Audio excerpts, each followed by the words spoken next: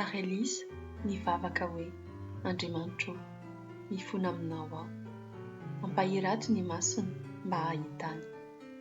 Ary Andriamanitra nampahiratra ny mason'ilay zatovo, ary dia nahita izy, ka indro ny tendrombohitra feno soavaly sy kalesy afo manodidina ny Elisa.